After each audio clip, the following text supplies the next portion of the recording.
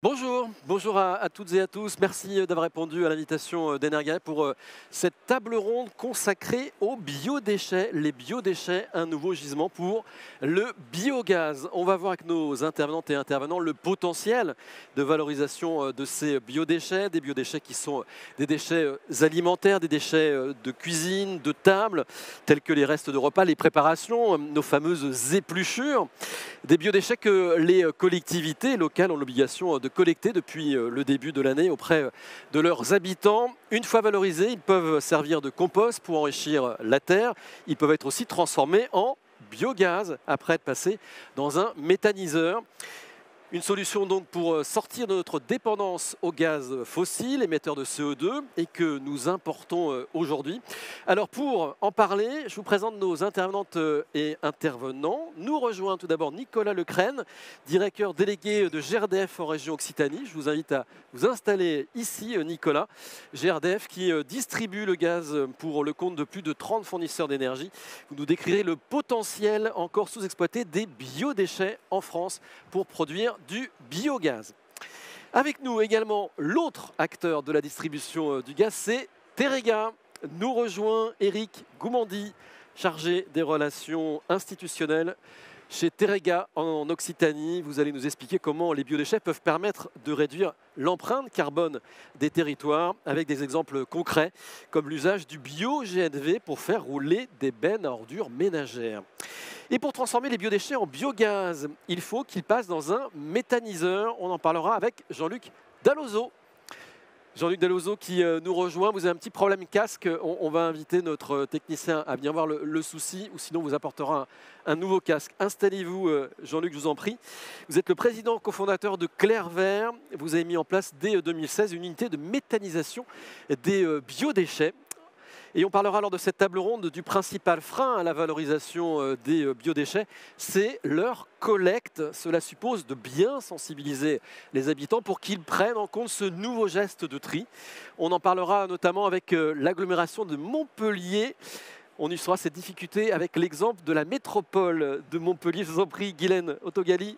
Merci de nous rejoindre. Installez-vous. Vous êtes chef d'unité biodéchets compostage à Montpellier Méditerranée Métropole. Vous allez nous exposer les nouvelles orientations prises par la métropole pour améliorer les performances de la collecte des biodéchets. Et enfin, notre dernier intervenant nous partagera son analyse sur les freins techniques, financiers, organisationnels à la valorisation de ces biodéchets. Nous rejoint Bruno Garde. Bruno Garde qui est chargé de projet économie circulaire et déchets à la région Occitanie. Vous allez nous détailler les solutions déployées dans la région pour surmonter ces obstacles et maximiser les bénéfices pour les collectivités. Alors cette table ronde elle est divisée en trois parties. On va d'abord parler des enjeux, puis nous parlerons des freins et enfin on dressera les perspectives.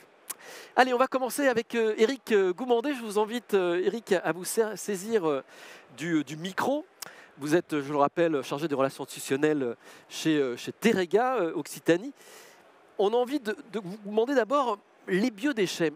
Est-ce qu'ils représentent vraiment un nouveau gisement pour le biogaz? Alors aujourd'hui, les biodéchets représentent bien évidemment un gisement qui n'est pas à négliger pour les biogaz. Ce qu'il faut bien comprendre, c'est que dans le cadre de la transition énergétique, il y aura toujours du gaz. C'est-à-dire que la transition énergétique et les objectifs de neutralité carbone de la France ne se fera pas sans gaz. Donc l'objectif est de verdir ce gaz. Or, pour verdir ce gaz, il faut des intrants, il faut de la biomasse pour faire du biométhane. Et les déchets, c'est une ressource de biomasse non négligeable qu'il faut prendre en compte. Et surtout, on le voit tous les jours chez soi, hein, c'est quelque chose que l'on produit tous les jours. D'accord. Donc il ne faut pas le négliger, il faut le valoriser. Et surtout, c'est aussi une ressource pour produire du biométhane dans les grandes métropoles. Donc il ne faut pas non plus négliger cette possibilité-là, parce que lorsqu'on parle de méthanisation, on pense toujours à l'agriculture. Et effectivement, c'est essentiellement une ressource que l'on trouve dans le monde rural, mais dans le monde urbain, on a des biodéchets. Et surtout, ce biométhane, il faut l'imaginer en économie circulaire. C'est-à-dire qu'à partir de là, on peut l'utiliser dans l'intérêt des collectivités et des agglomérations.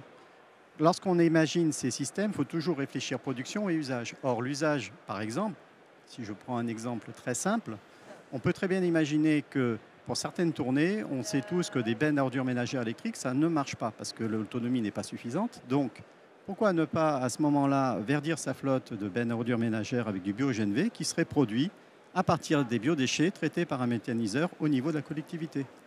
Donc, aujourd'hui, on est dans une étape, dans le cas de la transition énergétique, souvent que je compare au niveau des idées, de l'innovation, de la mise en place de nouveaux systèmes, un petit peu comme on était, je dirais, à la fin du 19e siècle, début 20e siècle, avec l'arrivée de l'électricité, avec l'arrivée des énergies fossiles, etc.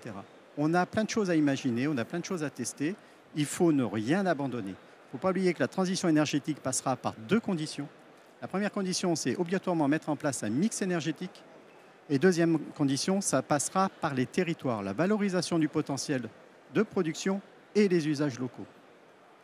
Merci beaucoup pour cette petite introduction. On va demander à Nicolas Lecrène quel est finalement le potentiel, parce qu'actuellement on a une PPE, une loi de programmation pluriannuelle de l'énergie qui est en consultation. Donc on doit avoir une visibilité, j'imagine, sur la production de biogaz. Et puis après, il y a les ambitions. Quelles sont les ambitions? Quel est le potentiel, si on doit parler de chiffres? Alors, vous l'avez rappelé tout à l'heure, donc les collectivités locales ont l'obligation de trier à la source les biodéchets depuis ce 1er janvier 2024.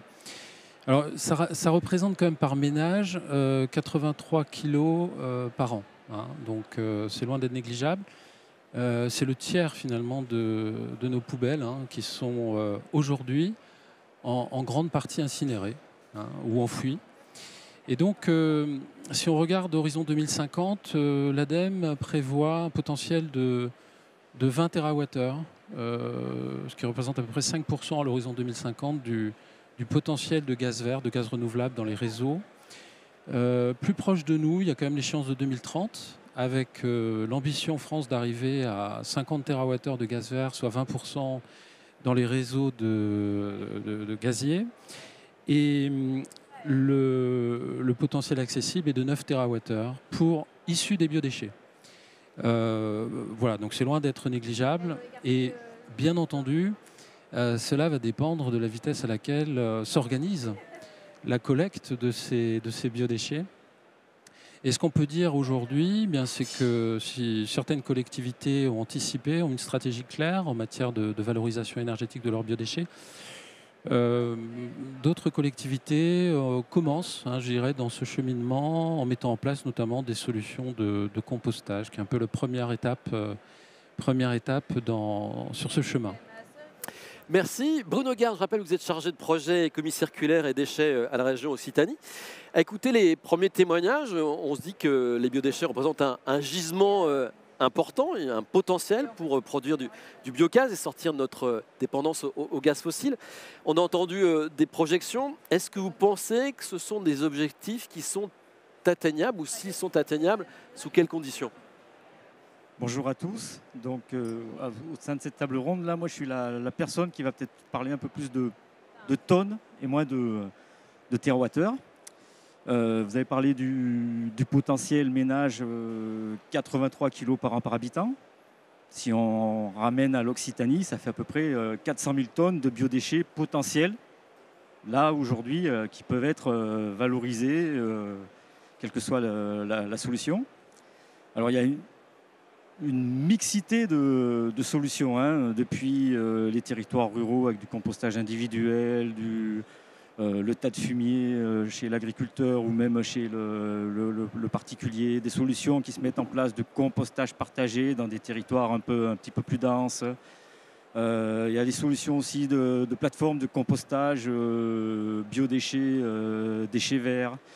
Et puis, une dernière solution, s'il y a un système derrière de collecte, aller vers d'autres exutoires, plateformes de compostage un peu plus industrielles, entre guillemets, et des unités de méthanisation. Donc il y a une mixité de solutions qui s'adaptent à des contextes complètement différents, qui s'adaptent à des typologies de territoires et même de populations complètement différentes. On ne parle pas à la mamie comme on parle à un touriste ou à un urbain.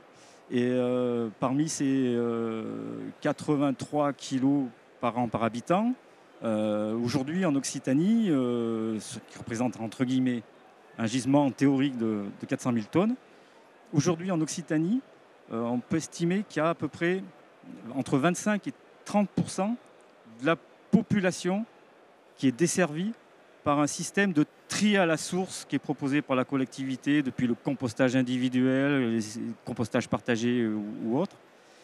Et parmi ces 25%, ceux qui sont en collecte sélective, en collecte dédiée de biodéchets, il y a un degré un peu moindre, avec des systèmes opérationnels qui se mettent en place dans certains départements, avec une collecte biflux en sac avec les ordures ménagères. Peut-être qu'on en reparlera peut-être un petit peu après dans les perspectives. Mais aujourd'hui, on n'est pas encore au rendez-vous de l'obligation de 100% du territoire et de la population desservie par de la collecte,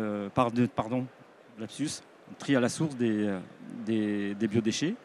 Et aujourd'hui, je parle de plus l'année 2022-2023, dans les missions qu'a la région de suivi de la planification déchets, on observait que c'était 8000 tonnes de biodéchets qui étaient collectés sélectivement et qui rentraient dans des exutoires, que ce soit des exutoires de méthanisation ou de compostage, de plateformes de compostage. Donc vous voyez, entre le 83 kg, 400 000 tonnes, et les 8000 tonnes qui étaient collectées les années précédentes, on va augmenter un peu ces gisements. Vous voyez qu'il y a un sacré gap, une sacrée différence entre un gisement théorique et un gisement opérationnel, quoi. Merci. Alors pour transformer ces biodéchets en biogaz, il faut qu'ils passent par un méthaniseur. On va en parler avec Jean-Luc Dallozo, qui est président et cofondateur de Clairvert. Jean-Luc, dès 2016, vous avez ouvert une unité de méthanisation. Est-ce qu'avec l'arrivée des biodéchets des collectivités, vous êtes monté en charge? Alors oui, on a débuté en 2016, mais pour l'activité méthanisation, mais pour être plus exact, on a débuté la collecte des biodéchets fin 2010. Donc on a été, je dirais, précurseur, initiateur de ces offres. Il y avait le Grenelle de l'environnement qui a été le premier gap dans ces changements de pratiques. Aujourd'hui, on est sur la loi AGEC, l'obligation 2024. On voit arriver effectivement ce gisement en provenance des collectivités qui commence à se mobiliser. Les premières offres un petit peu significatives 2023 et 2024, voilà, on voit plein de territoires avec souvent un premier temps expérimental, une quinzaine de PAV ou des petites collectes ou des choses comme ça. Les choses sont en train de s'accélérer. Aujourd'hui, c'est à peu près 20 000 tonnes de biodéchets que l'on reçoit sur notre site avec l'activité donc de méthanisation, de transformation en biogaz. Et surtout, j'aime à rappeler que la méthanisation offre une double valorisation, parce qu'il n'y a pas que le gaz. La partie matière sous forme de digesta repart elle aussi au sol, donc on a cette double valorisation. Et dans votre cas, ce digesta, il part chez les agriculteurs, il part où précisément? Il part chez des agriculteurs. La distance moyenne doit être d'une douzaine de kilomètres. C'est des pratiques d'agriculture céréalière qui sont chez nous. Et même au niveau de l'entreprise Clairvert, on a une petite activité agricole sur une quarantaine d'hectares. Depuis 2017, on n'a pas acheté 1 kg d'engrais. On arrive à couvrir 100% de nos besoins en utilisant le digesta. On parlait de potentiel avec Teréga et GRDF. Ce potentiel, vous le mesurez? Oui, clairement. Voilà, aujourd'hui, les sollicitations, des choses qui sont des expérimentations sur des quartiers se transforment en appel d'offres sur des changements d'échelle. Donc, très déçu qu'il y ait toujours un retard à l'allumage, puisqu'on a tendance à découvrir les lois 6 mois après qu'elles soient en pratique. Là, ça fait un an même. Mais très confiant sur le développement de la filière et le potentiel. Qui vient vers vous? Les collectivités, des restaurateurs, la grande distribution? Qui vient vers vous? Alors eux, je dirais globalement, dans notre périmètre, on a vu les choses se développer en 3 temps. On a eu les industries agro, plutôt sur la période 2012, 2014, 2015. La GMS, en fonction des tailles de magasins, plutôt sur 2014-2016. GMS, Grande et moyenne surface, pardon. Ensuite, on a eu la restauration collective et les restaurants privés qui, certains dès 2017, pour prendre en compte cet aspect environnemental en plus de réglementaire. Et aujourd'hui, c'est un petit peu tout azimut. Ça va de la sandwicherie à la restauration rapide, les petites cantines. Mais les collectivités au compte-gouttes alors? Et les collectivités au compte-gouttes, mais elles arrivent. Et sur les agglos, c'est là qu'il y a les gros enjeux de population et de tonnage. Alors justement, on va parler de ces enjeux sur la métropole de Montpellier tout de suite avec Guylaine Autogali. On va aborder donc c'est parfait. On va aborder maintenant un deuxième partie de ce débat, c'est les freins. Parce qu'on voit bien qu'il y a un frein, c'est la collecte des biodéchets. Et c'est intéressant de recueillir l'exemple et le retour d'expérience de Montpellier parce que finalement, l'agglomération de Montpellier est partie très très tôt sur ce sujet. Tout à fait. Et vous avez fait le constat que ça ne fonctionnait pas. C'est-à-dire que tout au début, ça a bien fonctionné quand ça a été lancé en 2009. C'est vrai qu'il y avait une impulsion politique qui a été donnée avec justement la mise en place d'une collecte spécifique. Il y a 170 000 foyers qui ont été desservis sur l'ensemble des 31 communes, dont évidemment Montpellier. Et pour parler chiffres, c'était à peu près un peu plus de 4000 tonnes de biodéchets qui étaient collectés. Après, au niveau qualité, il n'y a pas tellement de retour là-dessus. Mais ce qu'il faut savoir, c'est que c'est une phase qui a été menée avec de la communication, de la sensibilisation, mais qui s'est arrêtée et qui a fait que il y a eu de moins en moins d'appétence sur la mise en place de ce bac donc à la sortie. Et le frein, c'est vraiment la collecte. Donc ça c'est ce qu'on avait observé. Les collectes une fois par semaine, c'est insuffisant, notamment l'été et dans les régions chaudes. Donc ça, c'est vraiment le premier frein, c'est une nuisance d'odeur, etc. et autres. Le deuxième frein, c'est évidemment cette communication qui est sensibilisation, qui doit être sans arrêt. On doit faire de la récurrence, on doit aller faire de la communication engageante. Et après, le troisième point, c'est vraiment avoir des équipements qui soient adaptés. Donc là, ce qui se fait aujourd'hui et depuis la feuille de route 2022, où le mandat politique a validé l'application de la loi Égalim-Agec et donc économie circulaire et le tri des biodéchets. On a depuis 2023, on a donc un volet 2023-2026 pour un déploiement de mise en place de PAV, donc de points d'apport volontaires biodéchets et du compostage. Parce que parlons chiffres, on aime bien, ça permet de se situer. Le taux de participation, il est vraiment rikiki. Tout à fait, c'est une bonne question. C'était à 4 à 5%. Donc vraiment, ce nouveau, en tout cas cette ambition, elle est appuyée sur justement les erreurs qui ont été menées, comme je viens de le dire, et de manière à pouvoir, dès le départ qu'on installe, donc on met en place cette collecte, on puisse avoir de suite des bons résultats et suivre en fait ces populations qui participent. Et la grosse difficulté, c'est les collectifs. Les grands ensembles, parce que quand on est dans un pavillon, bon, ça peut être contraignant, mais ça peut se faire quand même. Quand on est dans un collectif, c'est quand même plus compliqué. Les immeubles ne sont pas toujours équipés pour recevoir un bac supplémentaire. Oui, alors justement, c'est une très bonne question puisque justement, le déploiement a démarré donc, sur les parties est et ouest du territoire. Il faut savoir qu'on est plus de 500 000 habitants avec donc, le cœur de Montpellier, plus de 150 000 et l'anneau proche. Et du fait, une volonté que quand lancer ce nouveau projet, il fallait qu'il y ait de l'adhésion, il fallait qu'on puisse de suite avoir du positif. Et pour cela, on est parti sur des communes qui sont plus rurales, avec plus de facilité, on va dire, pour communiquer et pour remplir donc ces points d'apport volontaires. C'est vrai qu'il y a une obligation de pouvoir les amener sur un changement de comportement, sachant que pour ceux qui participaient, même à hauteur de 4%, ils avaient le bac orange et l'habitude.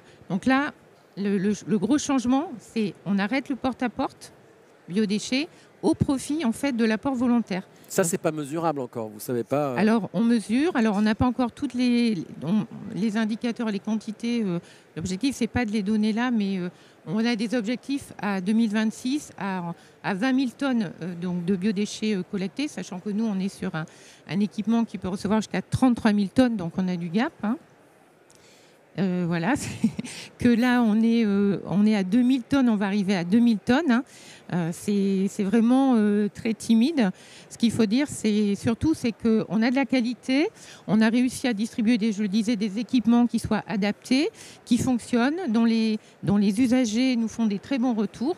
Et donc ça, pour nous, c'est essentiel. Et avec cette qualité et cette quantité, on la voit qu'elle augmente.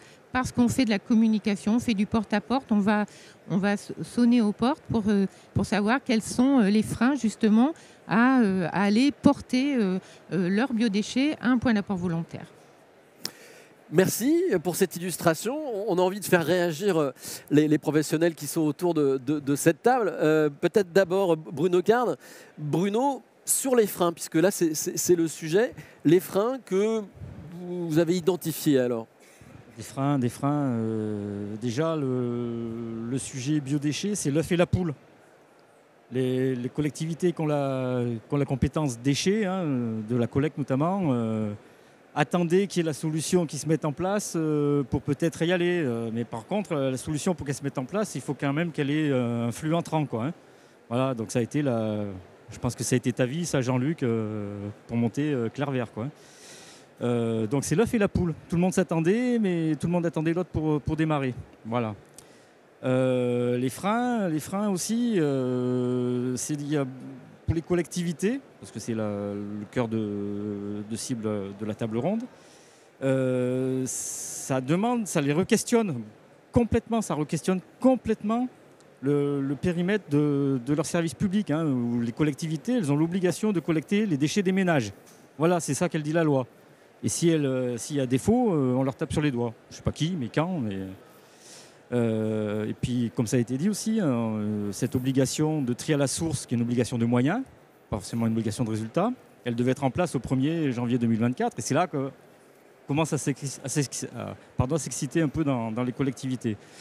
Donc, ça fait partie un peu des freins sociologiques des lois en France, hein, je pense. Hein. Voilà. Donc, c'est l'œuf, la poule, l'échéance, qui n'est pas une échéance de démarrage, mais normalement une échéance de fin. Hein. La réglementation est un vrai levier quand même, hein. On voit que ça participe au truc. Puis ça re-questionne complètement leur service, hein, leur service public de prévention et de gestion des déchets. C'est mettre en place quelque part un nouveau service, mais qui dit nouveau service dit un coût supplémentaire. On est dans un contexte budgétaire très, très, très tendu, de plus en plus. On voit le sujet qu'évoquait Montpellier Métropole, là où ils ont réorganisé le système de collecte pour passer en point d'apport volontaire, parce que c'est un système qui est moins générateur de charges ou autre, hein. On n'offre pas un service de qualité à Madame Michu pour venir chercher son petit sac, quoi, hein. Donc elle doit aller le déposer. Elle doit aller le déposer. Et ça re-questionne l'ensemble du périmètre du service, la cible à laquelle ils s'adressent, les moyens qu'ils ont de mise en place de systèmes de pré-collecte. Quand je parle de pré-collecte, c'est avant que le camion tourne. Le système de bac, d'abri-bac, de points d'apport volontaire. Là, je parle pour des équipements opérationnels pour les collectivités en termes de déchets. Ça re-questionne aussi l'organisation des tournées. Si on change le système de pré-collecte, ça questionne le changement de système de collecte, qui n'est plus le camion classique de benne à ordures ménagères, mais c'est peut-être autre chose qu'il faut mettre en place. Tout ça, c'est dans une période de transition, et c'est la transition qui est complexe à manager, à gérer, pour aller tendre vers le service un peu idéal, optimisé de sa collectivité. Et là, on n'est que sur une phase amont de pré-collecte ou de collecte, et après, derrière, il y a tout le système d'exutoire, traitement, soit en direct, parce qu'il y a des collectivités qui le font avec des outils de traitement dédiés, plateformes de compostage dédiées, ou même des unités de méthanisation dans des process plus globaux de traitement de déchets ménagers et assimilés. Et puis, bien sûr, au milieu de tout ça, nécessaire d'adapter tous les messages à faire passer à l'usager. Et quand je parle d'usager, la collectivité, dans son périmètre, elle n'a pas que l'usager ménage, elle a aussi l'usager professionnel qui est collecté en même temps que les ménages, hein, le petit artisan, le boucher, le boulanger, ou même des zones d'activité. Ça dépend comment le choix politique a été fait par la collectivité en fonction de son histoire, de ses spécificités territoriales ou autres. Donc ça re-questionne complètement l'organisation, les choix, les coûts afférents à l'organisation qu'elle veut mettre en place pour rendre service à son usager, et même son périmètre de service, à qui elle le cible, ou est-ce qu'elle inclut encore les périmètres des usagers ou autres. Voilà, des professionnels. On va continuer ce tour de table très intéressant là sur les freins. Qu'est-ce qui empêche aujourd'hui de transformer les biodéchets en biogaz? Nicolas, on voit vraiment que le sujet il est en amont, c'est vraiment la collecte, quoi. Oui, tout à fait. Bah, on vient de le voir très bien. Donc la collecte, c'est effectivement le point de départ. On est sur un gisement diffus qu'il faut donc collecter, regrouper et flécher vers une valorisation énergétique avec un objectif intéressant. Enfin, intéressant à rappeler, on parlait de tonnes de déchets. 1000 tonnes de biodéchets, c'est à peu près 1,1 gigawattheure. C'est ce qui permet de faire tourner 4 bus au bio-GNV sur un an ou chauffer 275 maisons individuelles. Voilà. Bon, ça montre qu'effectivement, il y a un enjeu, un défi même pour la collecte, mais avec derrière une valorisation énergétique qui peut être très, très pertinente, concrète en économie circulaire pour le territoire. Donc la collecte, oui, qui représente un coût, même si on peut dire que si on méthanise, la collectivité peut aussi récupérer une partie de son investissement et de ce coût en revendant le gaz renouvelable, donc à la sortie de son méthaniseur. Ceci étant, ça reste un coût. Alors, le deuxième deuxième défi que je vois aussi pour les collectivités locales, c'est la recherche de foncier. Parce que vous pouvez avoir organisé votre système de collecte. Il faut aussi avoir un foncier. On sait qu'on est dans une recherche de zéro artificialisation nette, donc il faut que les agglomérations puissent trouver un foncier bien placé, près des axes routiers notamment, idéalement aussi près de gros apporteurs. On a cité les industries agroalimentaires, les GMS et les professionnels. Ceci pour faciliter l'exploitation et aussi donc, permettre le traitement et la valorisation. Voilà, moi, c'est les deux principaux points que je vois. Ensuite, l'investissement. L'investissement, il est à prendre en compte. Un méthaniseur, tout dépend de sa taille et de l'agglomération concernée, mais on est quand même sur des investissements, on va dire, entre 6 et 10 millions d'euros. Bon, après, sur ces projets-là qui ont pertinence, on sait que les collectivités locales ne doivent pas avoir trop de difficultés pour trouver des financements ad hoc. Et puis, on l'a évoqué, l'acceptabilité. Et je pense que là, sur l'acceptabilité, il est important effectivement d'insister sur cette boucle d'économie circulaire, du déchet à l'énergie, et qui fait sens, et qui est susceptible donc de mobiliser aussi nos concitoyens. Et Eric, vous voyez d'autres freins? Donc effectivement, comme vient de le dire Nicolas, il y a un premier frein, c'est l'investissement d'un point de vue économique et après le fonctionnement du méthaniseur. On voit bien qu'aujourd'hui, il y a une problématique de volume. C'est-à-dire qu'une agglomération comme Toulouse, Montpellier ou Pau peut se permettre d'avoir un méthaniseur sur sa steppe et investir dans un méthaniseur parce qu'il y a les volumes à proximité, parce que c'est pas loin, parce qu'il y a au niveau, il y a une assise financière qui permet de le faire. Lorsqu'on est dans le monde rural, c'est plus compliqué. Mais comme je disais tout à l'heure, on peut imaginer des mécaniques et on peut très bien, à ce moment-là, ces biodéchets sont des intrants complémentaires à un méthaniseur agricole qui se trouve sur la communauté de communes. Donc à ce moment-là, je dirais en quelque part, c'est du gagnant-gagnant. Un deuxième frein qui est important, c'est effectivement l'acceptabilité. Et pour résoudre l'acceptabilité, c'est un sujet sur lequel Terega travaille avec l'Université de Bordeaux. On réfléchit quels sont les freins et comment on peut faire. Et la recherche est en cours, mais une des premières pistes, c'est de toute façon, c'est pas d'attendre d'avoir un projet pour travailler sur l'acceptabilité parce que c'est déjà trop tard. Il faut acculturer les populations sur les externalités positives que ça peut amener, les intérêts économiques, mais également, il ne faut pas cacher comme toute chose, il y a des côtés négatifs et il ne faut pas le mettre sous le tapis. Il faut être clair avec les choses, il faut être clair avec les populations.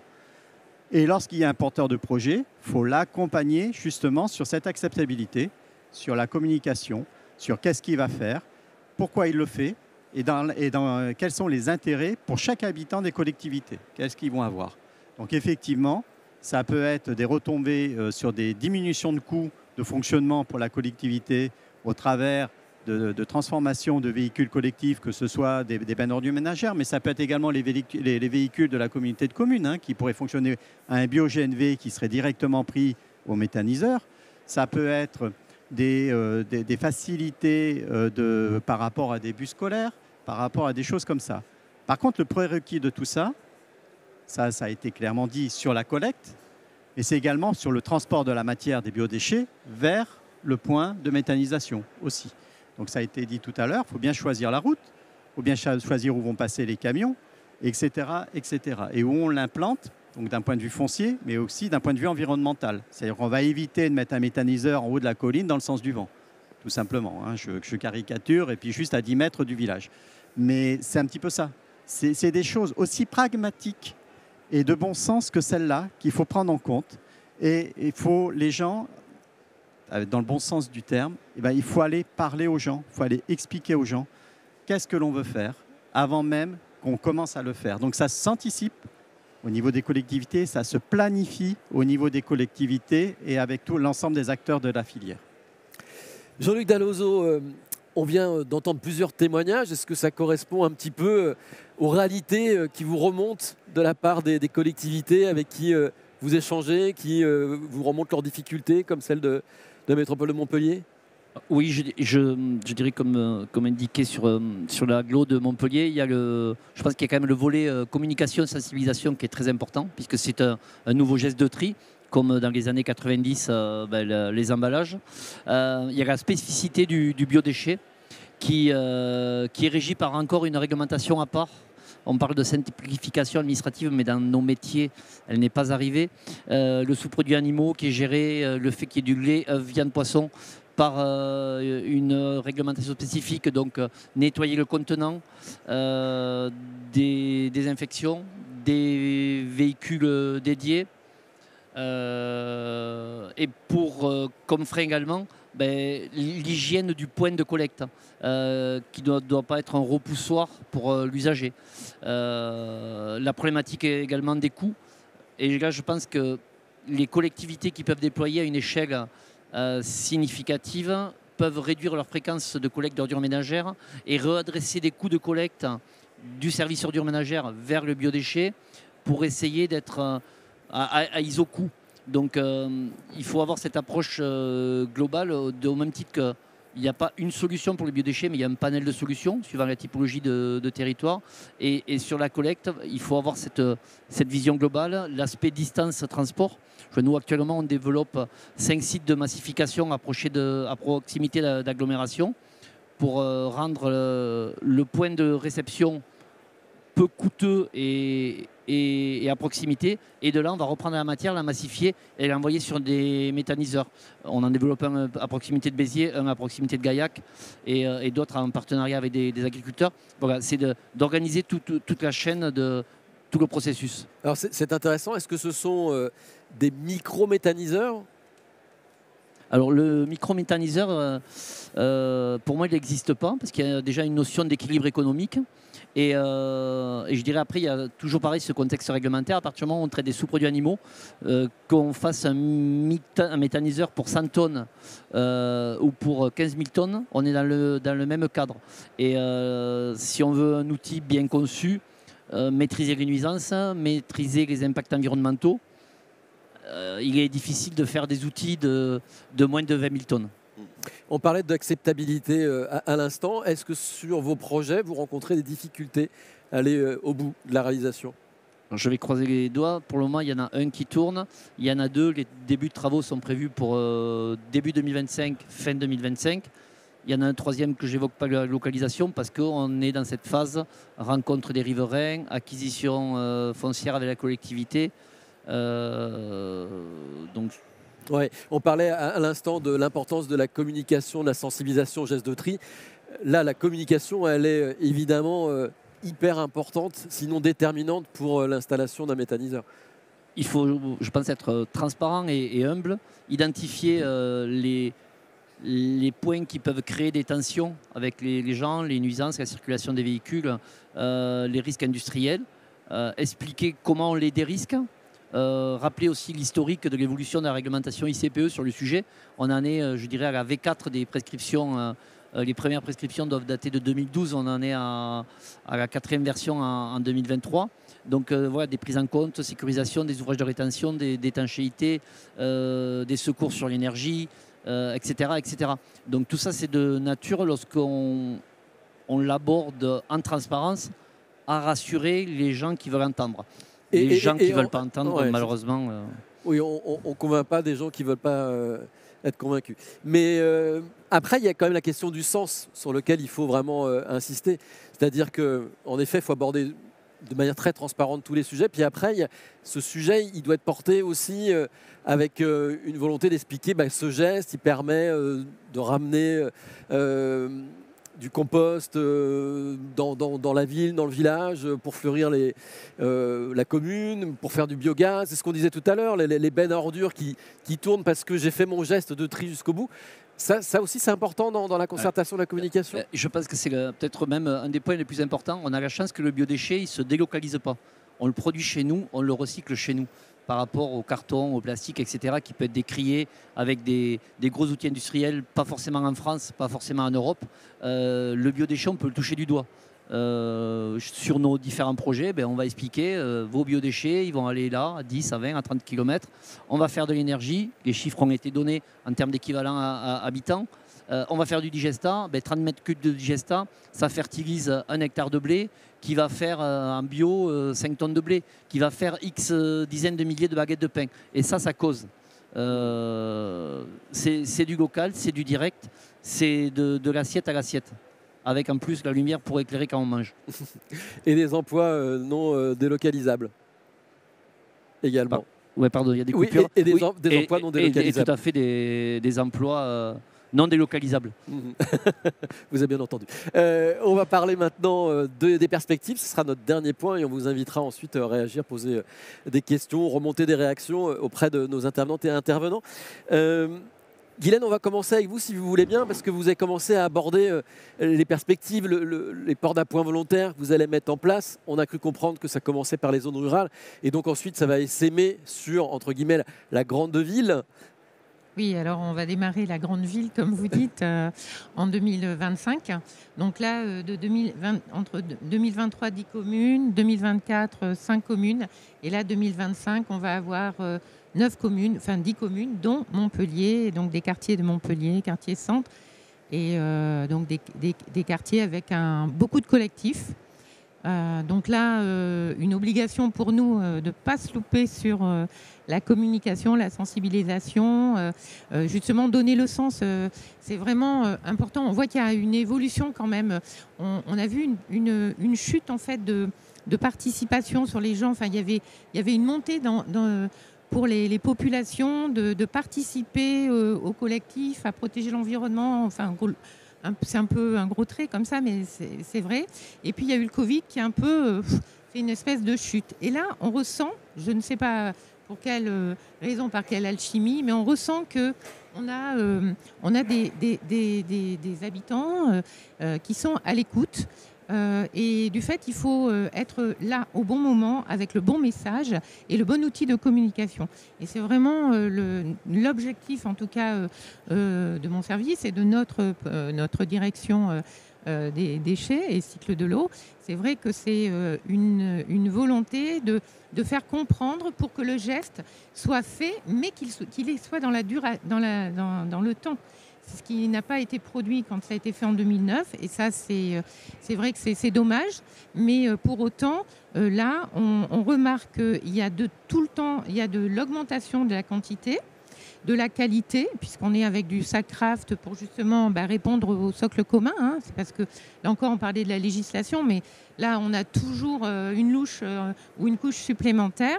Peut-être qu'au premier, en fait, on ne sait pas si c'est fin 2026 ou 2027, mais on va avoir ce couperet qui va tomber sur la qualité du biodéchet produit, puisque nous, aujourd'hui, avec nos 8...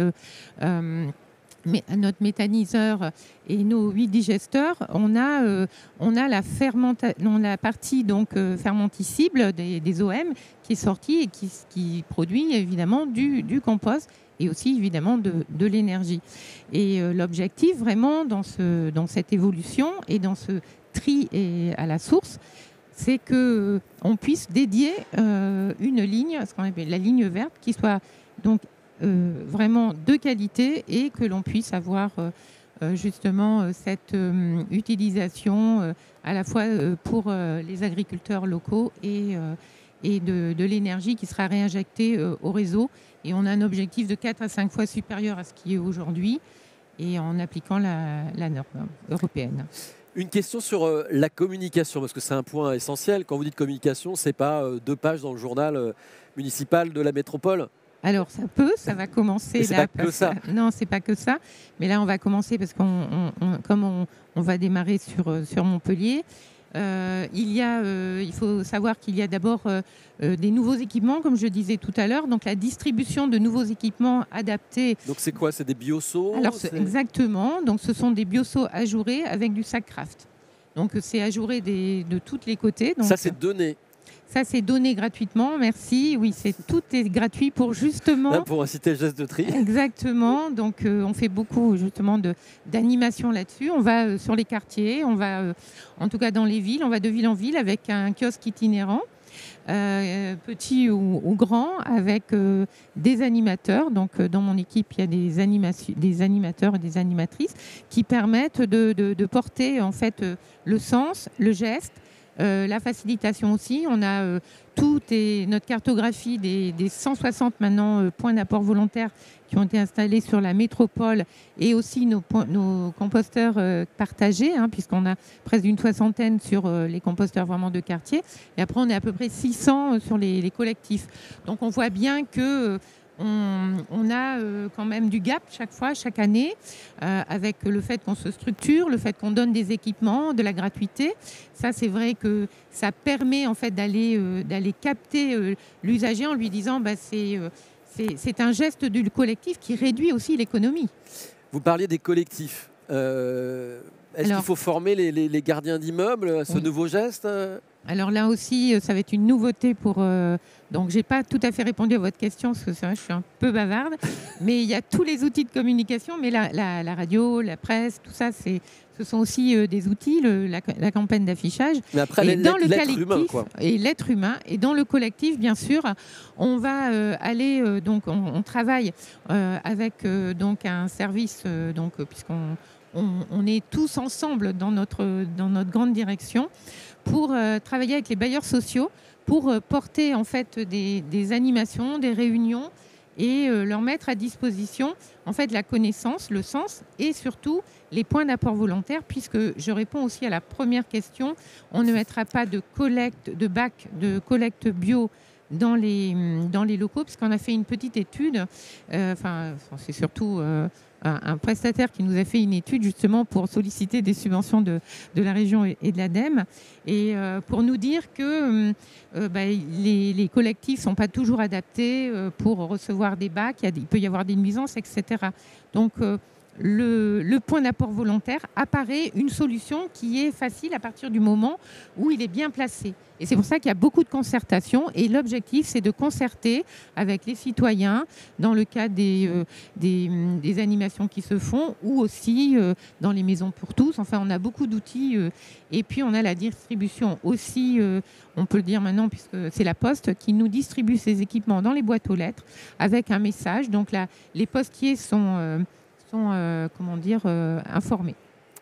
Merci. Éric Goumandi, ces biodéchets, une fois qu'ils seront donc collectés et que les habitants seront beaucoup plus habitués à ce geste de tri, c'est quoi l'avenir pour aller vers davantage de biogaz? C'est des méthaniseurs de villes, d'agglomérations, de métropoles, des méthaniseurs du monde agricole qui vont travailler aussi avec les communes. C'est quoi l'avenir qui se dessine?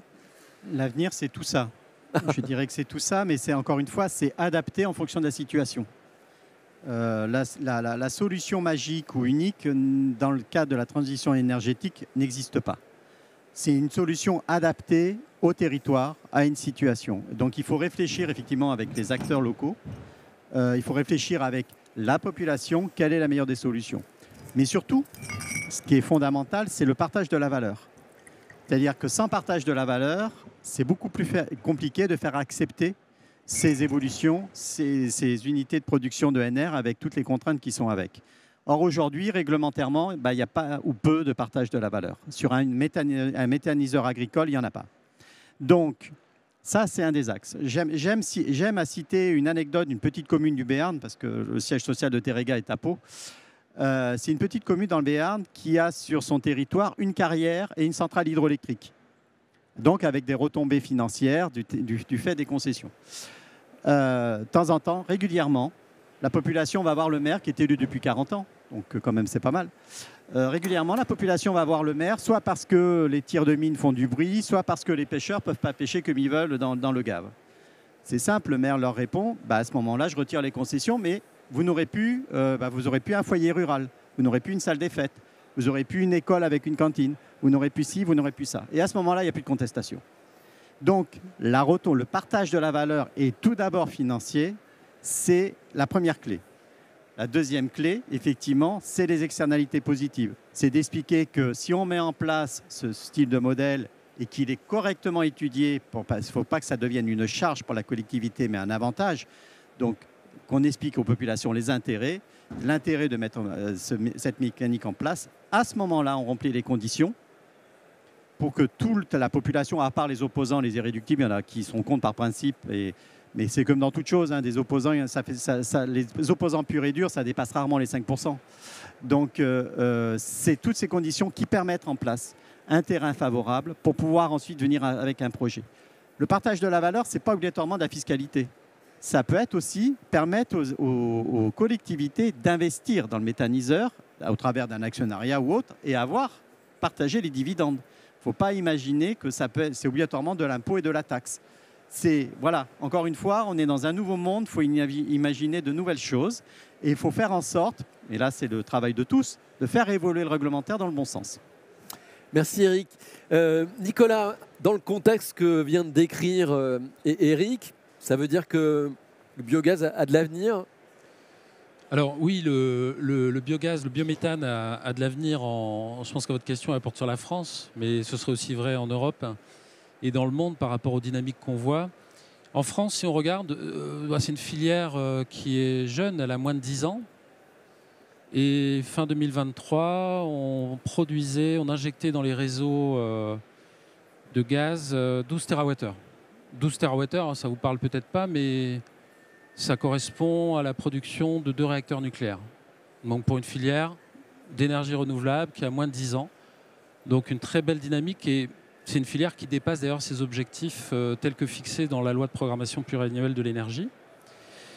Et si on regarde maintenant 2030, l'objectif c'est d'arriver à 20% de gaz vert dans les réseaux.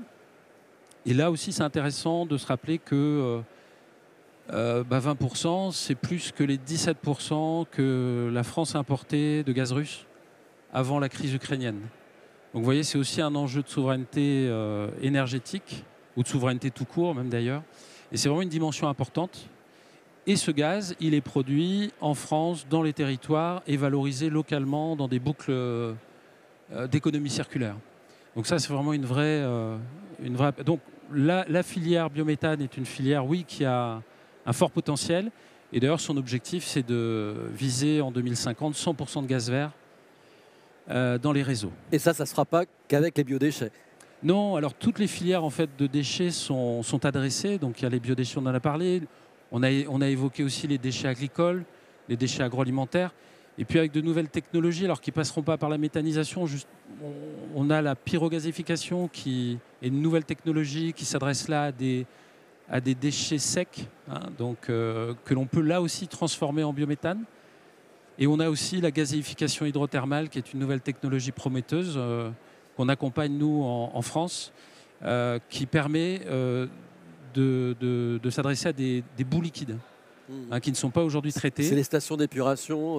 Voilà, ces boues qui ne sont pas aujourd'hui traitées et que l'on peut valoriser énergétiquement via de nouveaux procédés.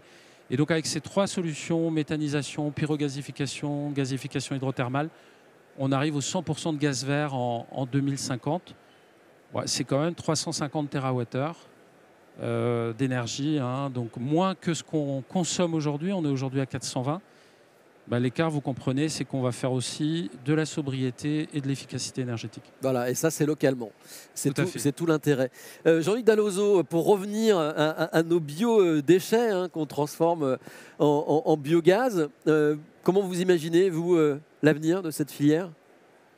Je pense qu'il y a effectivement un gros potentiel. Si on reprend un petit peu les perspectives, les chiffres, 80 kg par habitant, on écarte l'habitat diffus ou des solutions locales, compostage individuel, etc., pourront être développées dans des meilleures conditions économiques. Au niveau des aires urbaines, voilà, c'est des gros volumes. Après, je pense que le développement de la filière devra, de la part, alors je vais parler en tant qu'opérateur, effectivement, que l'on adapte nos façons d'implanter des projets. Notamment sur cet aspect partage de la valeur, sur un des 2 projets là, dont les travaux vont démarrer fin 2025. On a proposé à la collectivité effectivement d'être actionnaire du projet. On a proposé une redevance fixe pour la mise à disposition d'un foncier en disant nous, acteurs économiques, on a besoin d'un lieu, mais on n'a pas besoin d'être propriétaire du lieu. C'est la même histoire, voilà, l'économie de la fonctionnalité, on a besoin de faire des photocopies, on n'a pas besoin du copieur. J'ai dit moi aux élus, j'ai pas besoin du terrain, j'ai besoin de pouvoir m'implanter. Donc un contrat de longue durée, j'utilise le terrain, je redonne une redevance fixe et je redonne une redevance variable sur le résultat économique de l'outil. Et donc ces mécanismes-là viendront accompagner ces notions d'acceptabilité, de partage de la valeur. Mais voilà, autrement, je suis convaincu, puis ça serait mieux pour Clairvert que je ne me trompe pas, puisqu'on va investir sur 2 méthaniseurs, 5 déconditionneurs sur les 2 années qui viennent. J'espère que les biodéchets, on sera en capacité de sortir de la poubelle, de l'incinérateur et de l'enfouissement. Merci. On va prendre une dernière petite question et puis on va vous inviter à réagir. D'abord, on échange avec Bruno. Les enseignements que vous tirez de cette table ronde, Bruno ? Sur des perspectives, j'en vois beaucoup. Hein. Je voudrais parler, là, je ne sais pas si je vais avoir le temps, parce que j'ai beaucoup de choses à vous dire. Là. Allez-y, on voit sur l'aspect structuration de la filière, on voit des trucs. Partage de la valeur. J'aimerais revenir aussi à la valeur un peu plus amont. Voilà, des choses qui se développent dans les collectivités avec des nouveaux métiers, des choses. Et puis quand on parle de collectivité, il y a la collectivité qui a du biodéchet, qui est gestionnaire du service déchets, mais il y a aussi celle qui est producteur parce qu'elle est gestionnaire d'équipements d'école ou autre. Mais elle a aussi des fonctions de développement économique, des fonctions peut-être de facilitateur. Et puis aussi il y a des innovations. Vous voyez, donc, les perspectives, là, ces 5 points, je ne sais pas si vous allez me laisser le temps de tout faire. Mais là, vous les avez bien résumés, ça me va. Hein. Mais je voudrais les illustrer quand même. Sur la structuration de la filière, là, comme il y a des collectivités différentes selon leurs fonctions, il y a aussi, vous l'avez dit, un peu des systèmes de méthanisation différents entre l'agricole individuel, le collectif, le territorial, l'industriel ou l'unité, la file biodéchets, méthanisation d'une unité de traitement de collectivité.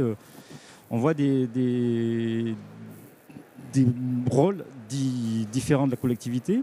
Et sur la structuration de la filière, il y a quelques années, on regardait sur la carte les méthaniseurs qui existaient. On en avait un certain nombre, une trentaine ou une quarantaine. Là, aujourd'hui, on a un peu plus de 60.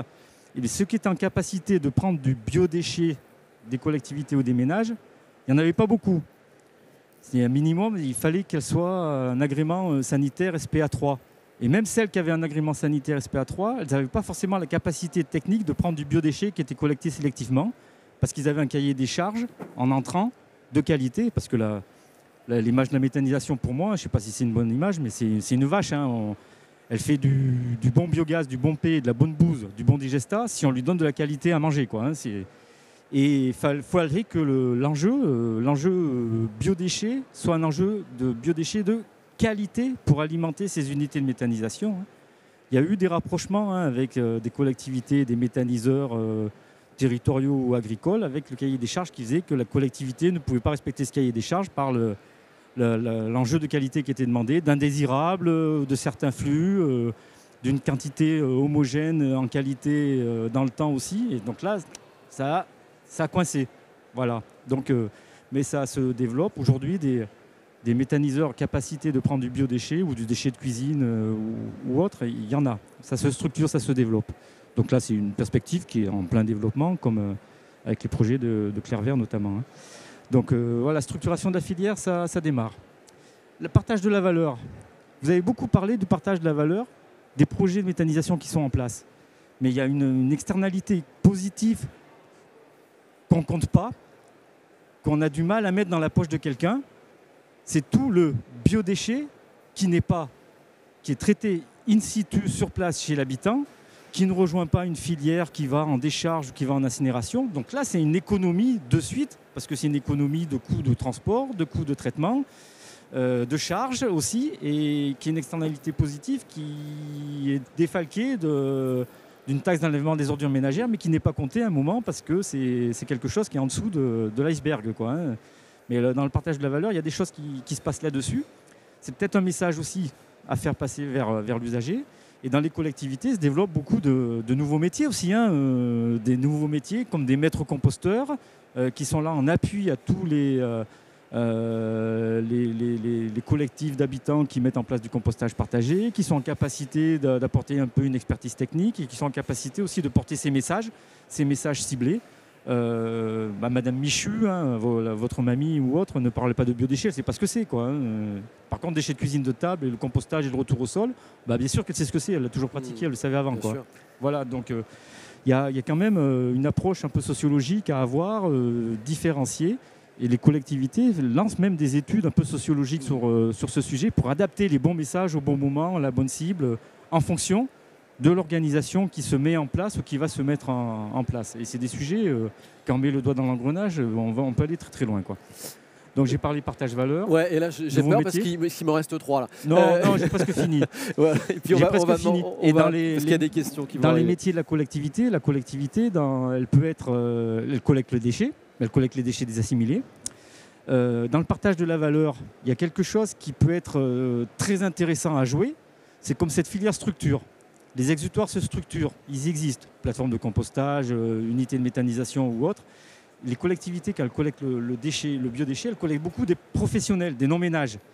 Et là, c'est avec cette filière qui se structure, il peut y avoir une offre de services dédiés, plus ces petits producteurs de biodéchets qui peuvent se mettre en place, qui détournent du biodéchet de la collecte des collectivités. Et là, c'est gagnant-gagnant, parce que c'est un coût en moins aussi derrière de traitement avec des résiduels. Donc dans les perspectives, il y a un système un peu de gagnant-gagnant qui peut se jouer comme ça entre des opérateurs et des collectivités.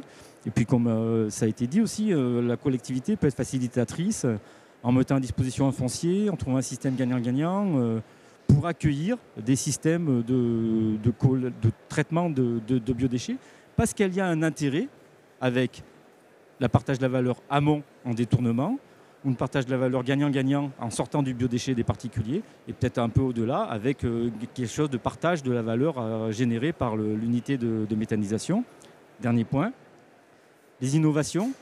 Et les innovations, il y a plein d'innovations qui se mettent en place, et pas seulement technologiques, des innovations alors, par une entrée un peu changement de comportement, sciences comportementales, pour aller un peu plus vers l'usager, pour adapter le geste de tri à tout ce qui se met en place sur les territoires.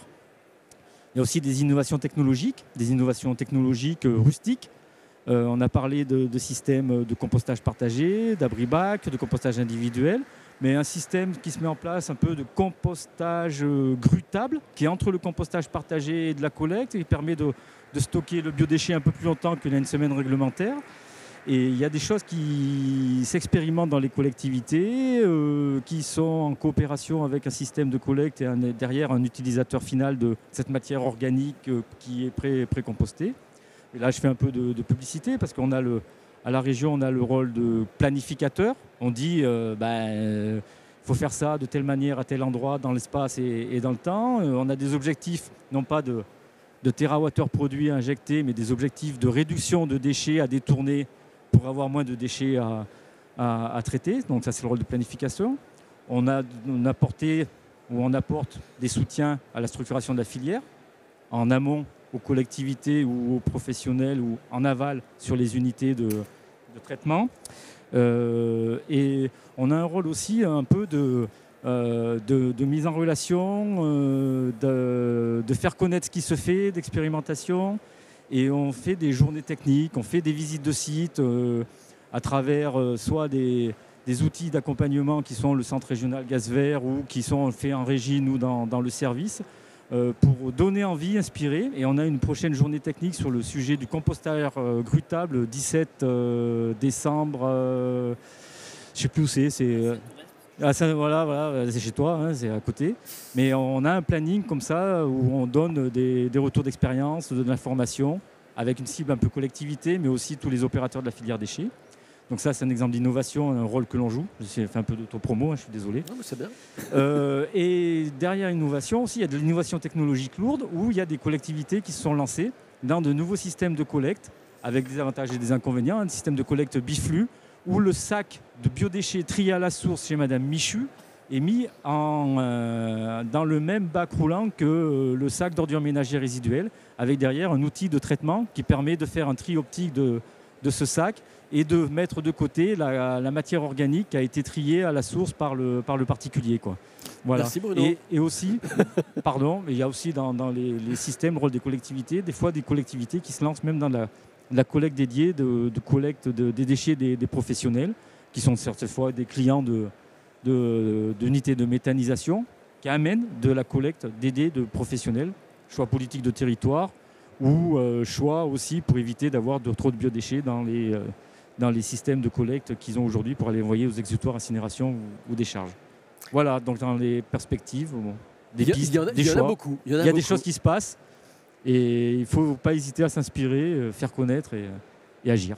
Voilà. Merci beaucoup. Alors vous avez été toutes et tous tellement complets que je me dis il y aura peut-être 0 remarque ni question.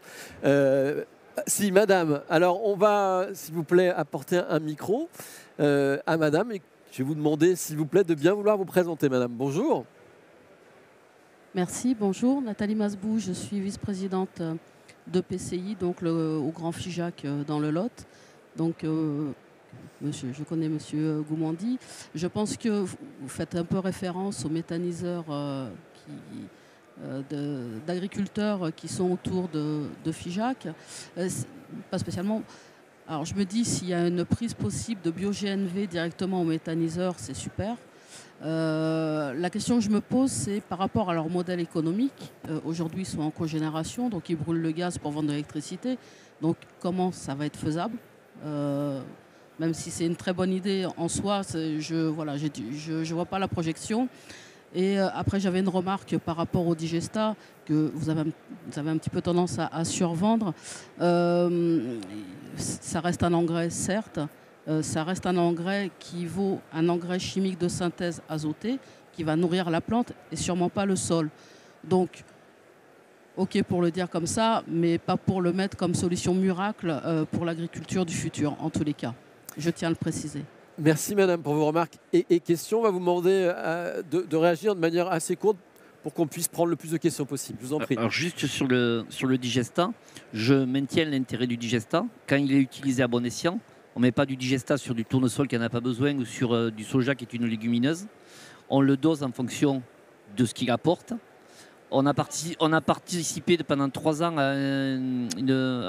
un projet de recherche qui s'appelle Métabiosol, où a été suivi la microfaune, la microflore, les vers de terre, enfin tout ce qui constitue le vivant du sol, sur 2 parcelles témoins du Lauragais, sur des argilo-calcaires et sur des argiles. Et le résultat est qu'aujourd'hui, j'ai plus de vers de terre dans des parcelles qui sont en agriculture biologique ou en agriculture de conservation des sols avec une utilisation de digesta à 30 tonnes hectare, le digesta a eu aucun impact. Mais encore, là où j'accepte de vous rejoindre, on ne met pas ça sur n'importe quel sol et on met du digesta pour nourrir la plante et pas pour vider le digesteur. Et je me permettrai de rajouter un point sur la qualité. Ce qu'a dit Bruno tout à l'heure est très important parce que ne perdons pas de vue, que ce soit pour la méta ou le compost, on parle du retour au sol de la matière organique. Qui dit retour au sol de la matière organique dit matière organique de qualité. La réglementation aujourd'hui impose moins de 0,3% d'inerte sur la matière sèche dans le compost ou le digesta qui va retourner au sol. Si on rentre du biodéchet avec notre modeste expérience de 14 ans, sans passer par un équipement de déconditionnement pour retirer les 1% d'erreur de tri, ben on a des inertes dans notre process, méta ou compost. On retrouve ça dans le digesta. Et il faut savoir que si notre digesta il est de mauvaise qualité, ben on ne pourra pas l'épandre. Et si on ne l'épand pas, on ne rentre pas de déchets. Et si on ne rentre pas de déchets, on ne fait pas de gaz. Et une des briques hyper importantes de la réussite pour moi d'un méthaniseur, c'est d'avoir au niveau du territoire un digesta de qualité et une coopération équilibrée avec les agriculteurs qui trouvent un intérêt à utiliser ce digesta. Pas de digesta, pas de méta. Eric, deux petits éléments complémentaires. Donc, effectivement, il faut faire évoluer le réglementaire par rapport à une vraie problématique pour les méthaniseurs qui sont en cogénération. Ça, c'est un sujet que autant GRDF que nous, que GRT Gaz sur l'autre zone de la France, on est dessus. Seulement, comme vous le savez, on ne peut pas faire les investissements de réseau qu'on souhaiterait faire parce qu'on a une commission de régulation de l'énergie qui nous chapeaute. Donc, il faut faire évoluer le réglementaire sur ce sujet.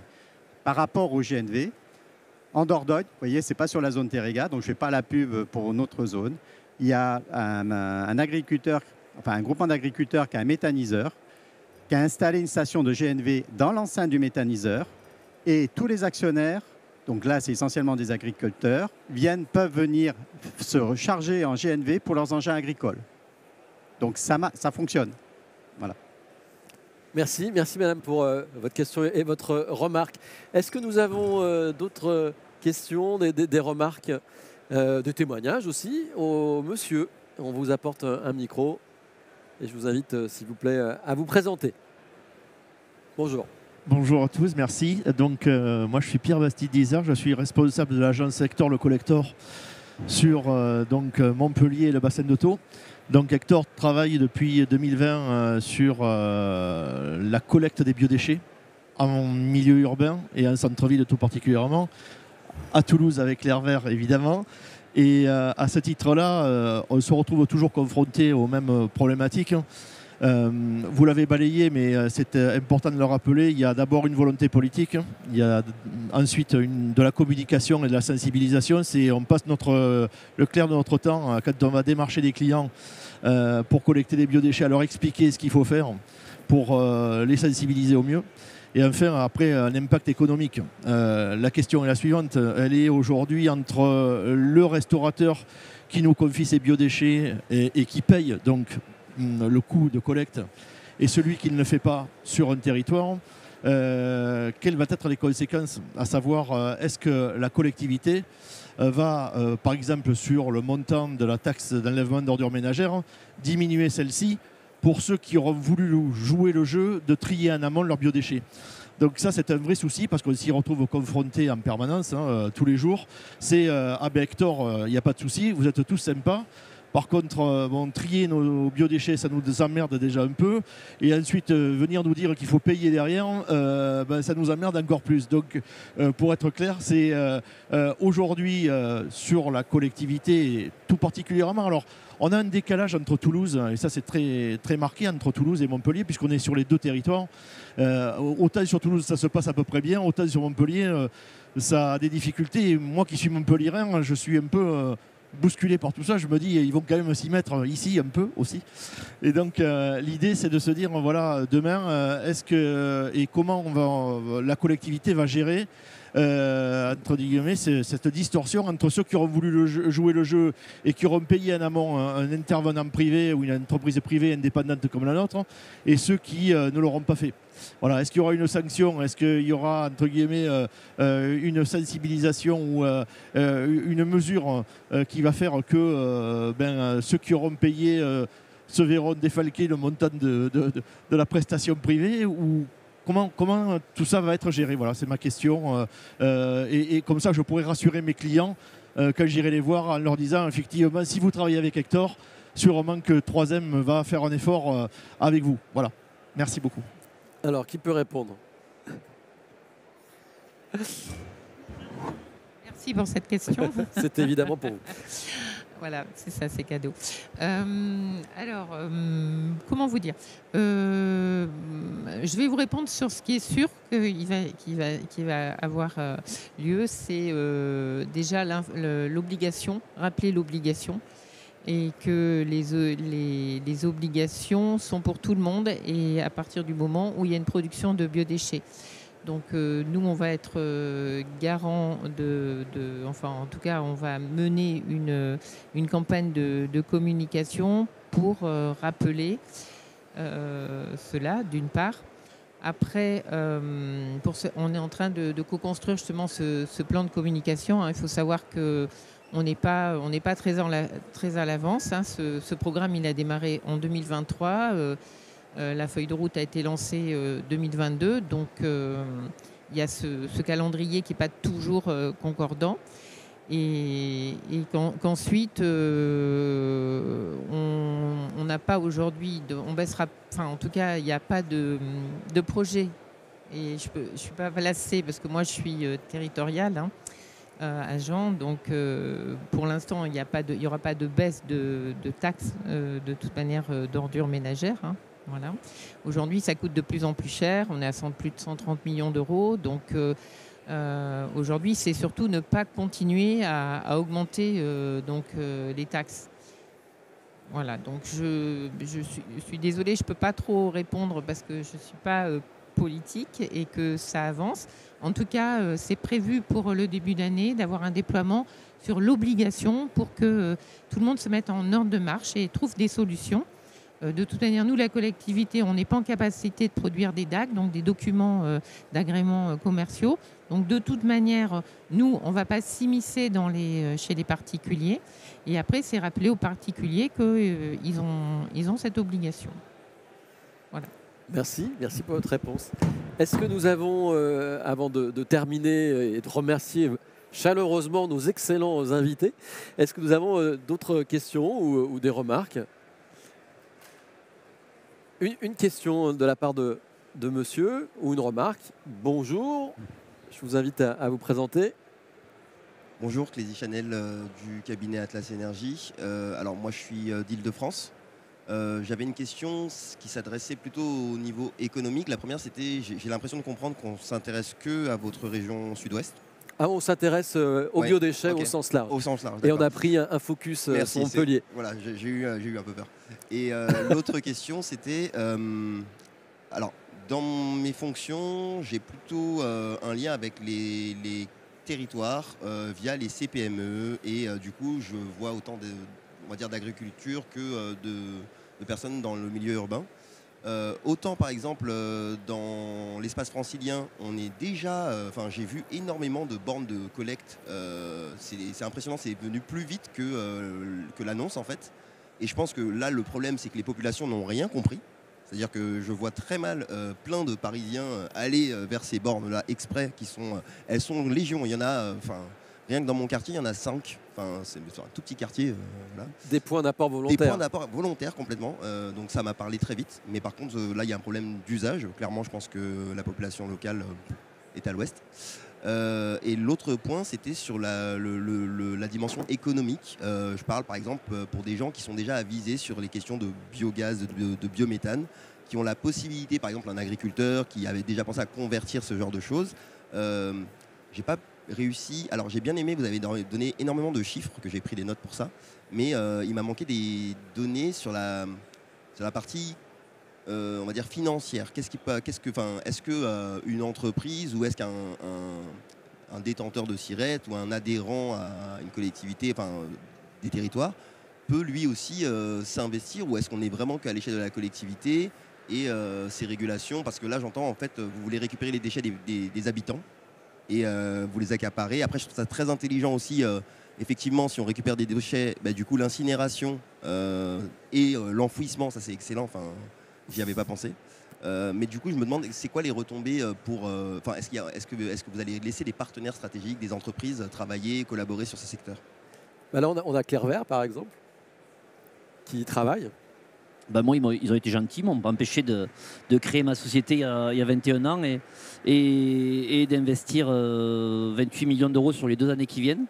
Donc c'est un marché ouvert. Par contre, sur le flux des déchets ménagers, ben, on répond à des appels d'offres auprès de la collectivité. Si on est bon, on gagne, et si on n'est pas bon, on perd. Voilà, tout simplement. Okay. Et effectivement, c'est pas que notre action, elle n'est pas que locale, au niveau national. Et j'en profite pour citer, il y a une association qu'on vient de créer avec un collègue partenaire, Moulineau, France Biodéchets, qui a été créé officiellement il y a un mois. Et Moulineau qui est en Ile-de-France. Stéphane Martinez, voilà, qui est venu chez nous en 2016 collecter quelques idées. Et aujourd'hui, je fais partie donc, des fondateurs de la structure France Biodéchets pour faire la promotion de la collecte du biodéchet et de sa valorisation. Voilà qui vous éclaircit, monsieur. Merci pour votre question. Est-ce qu'on a d'autres interrogations? Sinon, écoutez, je vous propose d'applaudir nos intervenantes et intervenants qui ont été très très bons. Merci beaucoup de nous avoir rendu ce sujet beaucoup plus concret.